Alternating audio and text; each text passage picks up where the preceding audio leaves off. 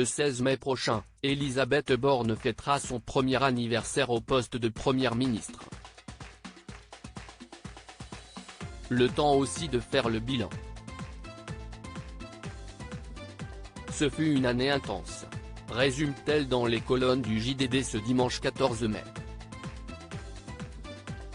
En un an, 27 textes ont été adoptés, sur les Jeux Olympiques, le nucléaire, les énergies renouvelables, la réforme de l'assurance chômage, celle des retraites. C'est un bilan solide et cohérent avec les engagements du président de la République, revendique la locataire de Matignon qui affirme mettre toute son énergie et sa détermination pour conserver son poste.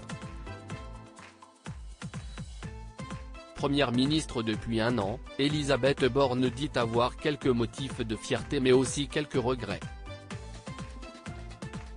Comme elle le fait savoir auprès de nos confrères, CIST sur la question sociale que les amertumes sont les plus importantes.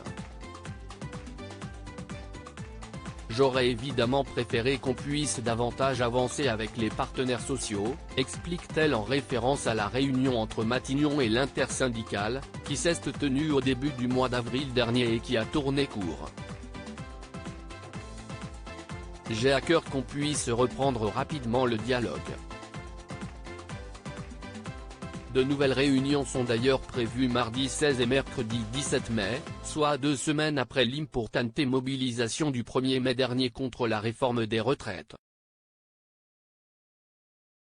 Supérieure à Elisabeth Borne, l'évolution physique de la première ministre en images et de regrets, mais aussi des fiertés. Mais après un an passé rue de Varennes, Elisabeth Borne se dit aussi fière de son parcours et de son groupe.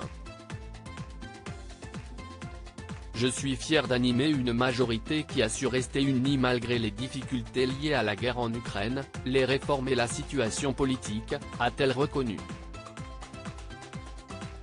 Nos trois groupes, Horizon, Modem et Renaissance ont des sensibilités différentes.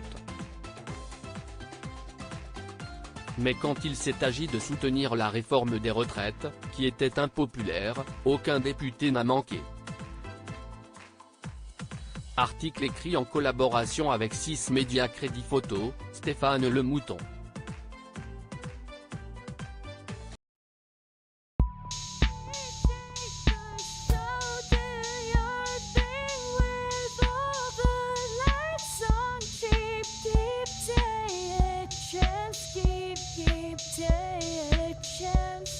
You can